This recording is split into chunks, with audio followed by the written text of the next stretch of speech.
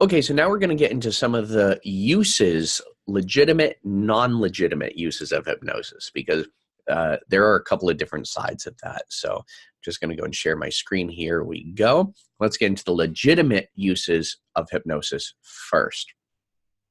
So here's what some of the things you can help people with: allergies, anxiety, and stress. In fact, this is why I specialize, and I specialize in anxiety, stress, and confidence issues. Okay.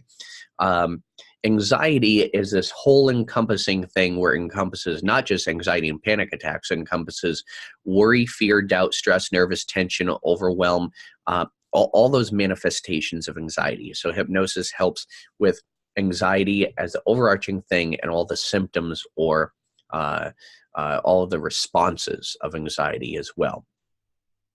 Asthma. Hypnosis can work with asthma, helping people being conscious of breathing better. It can help with bedwetting as well. In fact, there are just as many adults who wet the bed as children who wet the bed. Fun fact for you.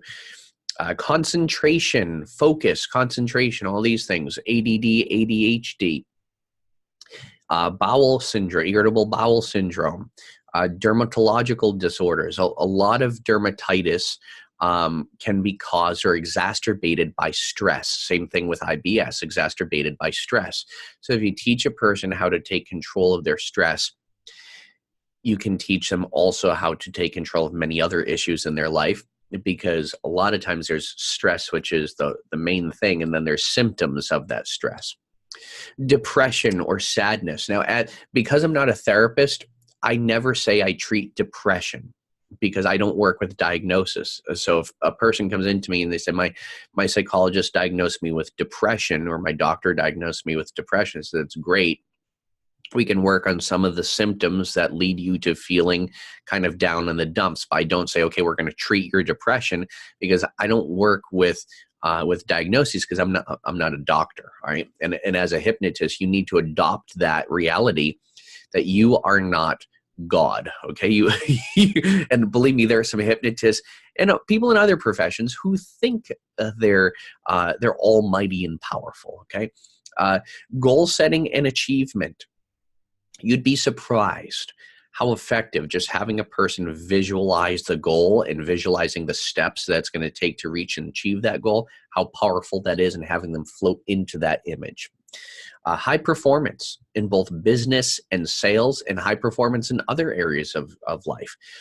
I used to be known as a high performance expert, and I still specialize in high performance. But think of what high performance can mean. When I started working with high performance, I meant business and sales performance.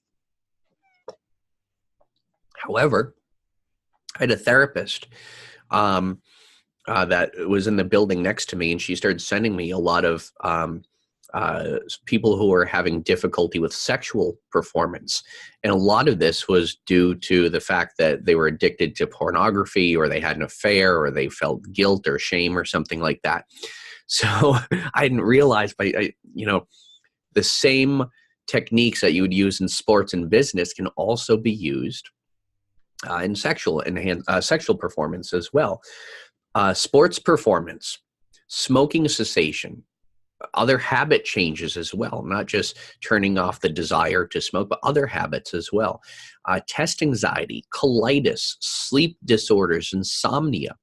A hypnotist's greatest attribute, I joke with them, hypnotist's greatest attribute is helping people get to sleep. All right. If you can't help people get to sleep by at least boring them into oblivion, you should give up. Weight control, habit control, high blood pressure, sexual dysfunctions. Okay. Non-organic impotence. These are all things. Again, you can take sports performance and you can branch off with 12 different things that fall under sports performance. Smoking cessation, you could branch off into 12 different things that branch off into smoking cessation. Test anxiety, all these things, they're like the overarching issue, but you can branch off dozens of different things. That's why, in the hypnosis and the expert hypnosis training, we teach essentially a foundation of skills and knowledge, and we teach you a foundation of techniques to really change and help with any of these issues, and it's kind of plug and play systems. But you also can plug in hypnotic suggestions that address each one of these systems individually and separately. So learning disorders, you can help with as well, again, by usually tapping in, helping people to focus and concentration. Crohn's disease, pain control, memory recall, and also forensic hypnosis. Now, I want to say a couple of things about pain control and forensic hypnosis, and then also memory recall, those three things. Pain control. Number one, burn this into your mind. Never work with a person on pain control unless you have a referral from a doctor. Here's why. Let's say a person comes into you, they say, I have chronic headaches and I need you to take them away. Let's say they'll get checked out by a doctor. They haven't gone to a doctor yet. You're their first stop. And you're like, okay. And you take away that pain. And let's say you translate it to pressure. You say, instead of intense pain on a scale of 0 to 10, and instead of it being a 9, we're going to turn it down to 1. And if you do feel any discomfort, it's going to be translated into pressure. Okay, it's something that we can do with hypnosis. You're changing their perception. You're putting them in control. Let's say 6 months later, the pressure gets stronger and stronger, worse and worse. Now they go to a doctor. And the doctor says, you have a tumor in your head the size of Antarctica. How come you didn't come here sooner? Well, I went to the hypnotist. Guess who's going to be liable? Bingo, you. All right. So make sure you only work with pain control under the referral or supervision of a doctor. Memory recall and forensic hypnosis. This is when you're hypnotizing a person to remember missed details or events. Now, there's a couple of fallacies about this. Number one is some people think that just because you're hypnotizing them, they think that they can remember anything. Not true. People will remember a perception of what they thought happened or occurred. It's also very easy to implant false memory syndrome, FMS, false memory syndrome, where you are implanting false memories because you are leading the client. I'll give you an example of this. Let's say a person comes in, they say, I witnessed a murder. And this happened. I've worked on murder investigations before. And you have to be very careful because a person may come in and they'll say, I witnessed a murder. Okay, give me all the details you remember of what you saw. This is before they're hypnotized. And they'll give you a brief description. I walked in the gas station, a person was bleeding, and I ran out. Okay. So let's say I hypnotize them, and then I bring them back to that event. This is leading and planting a false memory. You walk in, you see a person bleeding, and you see the murderer or you see the person bleeding, and you see the person who committed the crime. What happens if the person had already left? You're planting that in their memory that they saw a person. Or how big was the gun? Well, what happened if there was no gun? What happened if there was a knife? They are in a highly suggestive state. So because you're suggesting something, their subconscious mind is going to go, oh, I don't remember there being a gun, but because he said there was a gun, there must have been a gun. The gun was this big, right? So we want to be very, very careful when doing anything with memory recall and also regression, because we don't want to plant false memories. So these are things that I recommend you take additional advanced training on if you'd like to do them. Pain control, memory recall, and forensic hypnosis, and also any medical conditions like Crohn's disease. I would never work with Crohn's disease unless I had a medical referral. So anything medical or criminal or legal, you want and need to get the right clearance if you want to stay alive. Now, if you want to stay in business, okay? So with that said, there's also a list of behavioral changes, because here's what we use hypnosis for, essentially. Now, an organization called the National Guild of Hypnotists, their tagline is, we help everyday ordinary people with everyday ordinary problems. But guess what? What was extraordinary or what was not ordinary 10 years ago is now ordinary today. Like 10 years ago, there are certain issues that were not issues today. So really what we help people with We help people start doing something, stop doing something, do more of something, less of something, do something better, or to change something. All right, it could be for a general sense of well-being, personal or professional growth. So we are using hypnosis to help people change those things. Now, along with the legitimate uses of hypnosis, there's also non-legitimate uses of hypnosis. These are claims that some people make. I'm not saying that they're true or not true, but they're just not backed by proof. Some people also make some outrageous claims that hypnosis can cure certain things. Hypnosis is not a cure-all, right? So some of the things that people make claims of: I can help you grow taller. I can help your penis or your boobs get bigger. I can help you develop psychic powers. I can also help you attract luck in abundance. My friends, a lot of that is bullshit.